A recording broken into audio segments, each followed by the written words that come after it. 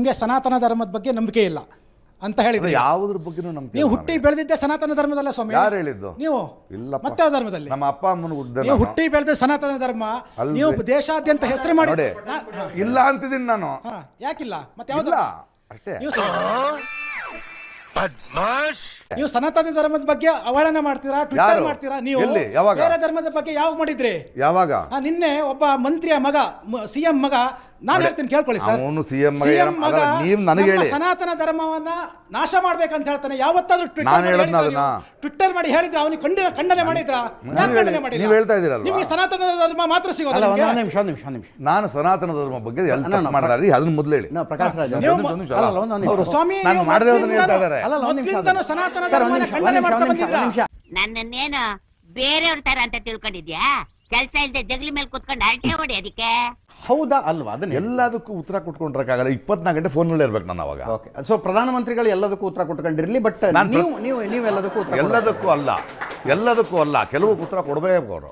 ಹಂಗೆ ಅವ್ರಿಗೆ ಅನ್ಸ್ತಾ ಇದೆ ಸರ್, ಕೆಲವುದಕ್ಕೆ ನೀವು ಉತ್ತರ ಕೊಡಬೇಕು ಅಂತ. ನಾನು ಕೆಲವುದಕ್ಕೆ ಉತ್ತರ ಕೊಡಬೇಕು ಅಂತ ಅನ್ಸ್ತಾ ಇದೆ. ಅವ್ನು ಕೊಟ್ಟಂಗೆ ನೀವು ಇಸ್ಕೊಂಡಂಗೆ ಬಿಡ್ರು. ನೀವು ಅಭಿವ್ಯಕ್ತಿ ಸ್ವಾತಂತ್ರ್ಯ, ವಾಕ್ ಸ್ವಾತಂತ್ರ್ಯ ಅದು ಎಲ್ರಿಗೂ ಸಮಾನವಾಗಿರ್ಬೇಕು ಅನ್ನುವಂಥದ್ದು ನನ್ನ ಬಯಕೆ. ಹೌದು, ಕರೆಕ್ಟ್. ನೂಪುರ್ ಶರ್ಮಾ ಕಥೆ ಏನಾಯ್ತು ಸರ್ ಈ ದೇಶದಲ್ಲಿ? ನೂಪುರ್ ಶರ್ಮಾಳನ್ನು ಬೆಂಬಲಿಸಿ ಫೇಸ್ಬುಕ್ನಲ್ಲಿ ಒಂದು ಫೋಟೋ ಹಾಕಿದ್ದಕ್ಕೆ ಒಬ್ಬ ಟೇಲರ್ ನನ್ನ ಬರ್ಬರವಾಗಿ ಕೊಂದು ಹಾಕಿ. ಇಂಥ ಟೈಮ್ನಲ್ಲಿ ನೀವು ಸುಮ್ಮನೆ ಇರ್ತಿರಲ್ಲ. ನಾನು ಆ ಟೈಮ್ನಲ್ಲಿ ಸ್ವಲ್ಪ ಹೇಳ್ತೀನಿ ಕೇಳಿ. ಆ ಪೀರಿಯಡ್ನಲ್ಲಿ I was not little probably ನಾನು ತಪ್ಪಿಸ್ಕೊಡೋದಲ್ಲ. ಓಕೆ, ನನ್ನ ಫೋಕಸ್ ಆ ಕಡೆ ಹೋಗದೆ ಇರ್ಬೋದು, ಯಾಕಂದ್ರೆ ನಾನೊಬ್ಬ ನಟನಾಗಿ ಬೇರೆ ಕೆಲಸ ಮಾಡ್ತಿರ್ಬೋದು. ಅದು ನಾನು ಕ್ಷಮಿಸಿ, ನಾನು ಯಾಕೆ ಆ ಕಡೆ ನೋಡಿಲ್ಲ ಅನ್ನೋದನ್ನು ಕ್ಷಮಿಸಿ. ಏನಿದು ಇದ್ದಕ್ಕಿದ್ದಂಗೆ ಇಷ್ಟು ಒಳ್ಳೆ ಬುದ್ಧಿ ಬಂದ್ಬಿಟ್ಟೈತೆ.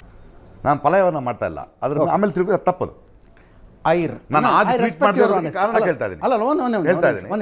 ತುಂಬಾ ಕೆಲಸ, ನಾನು ಶೂಟಿಂಗ್ ಇರ್ತೀನಿ, ಬೇರೆ ಕೆಲಸ ಇರ್ತೀನಿ, ಪ್ರಯಾಣದಲ್ಲಿ ಇರ್ತೀನಿ.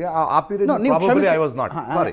ಓಕೆ, ಕ್ಷಮಿಸಿ ಅನ್ನೋ ಶಬ್ದವನ್ನು ನೀವು ಹೇಳಿದ್ರೆ ಐ ಟೇಕ್ ಇಟ್. ಈಗ ಕೇಳಿದ್ರೆ ನಾನು ತಪ್ಪದು ಅಂತ ಹೇಳ್ತಾ ಇದ್ದೀನಿ. ನೋ, ಡೆಫಿನೆಟ್ಲಿ ಈ ಖಂಡಿಸುವ ರೀತಿ ಇದೆಯಲ್ಲ.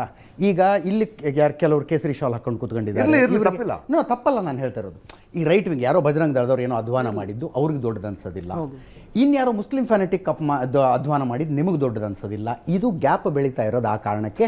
ನನಗೆ ಅಲ್ಲಿ ತಪ್ಪೆ ನೀವು ತಿಳಿದೇ ಮಾಡಿರೋ ತಪ್ಪು ಅಂತ ನನಗೆ ಗೊತ್ತು. ಮಾಡಿರೋ ತಪ್ಪನ್ನ ಅರ್ಥ ಮಾಡ್ಕೊಂಡು ಪಶ್ಚಾತ್ತಾಪ ಪಡೋರ್ಗಿಂತ ದೊಡ್ಡವ್ರು ಯಾರೂ ಇಲ್ಲ. ಇವ್ರು ಕೇಳಿದ್ರೆ ತಪ್ಪೆ ಅಂತ ಹೇಳ್ತಾರೆ. ಇದ್ರಲ್ಲಿ ಒಬ್ಬನಾರು ಹೇಳ್ಬಿಡ್ಲಿ, ಯಾರ್ದೋ ಮೇಲೆ ಕರೆಕ್ಟ್ ಅಂತ ಒಬ್ಬನಾರು ಹೇಳ್ತಾನೆ. ಇದರಲ್ಲಿ ಒಬ್ಬನು ಹೇಳೋದಿಲ್ಲ. ಆದರೆ ಅದನ್ನ ಖಂಡಿಸಿ ಇವ್ರು ಯಾರು ಮಾತಾಡಿರೋದಿಲ್ಲ.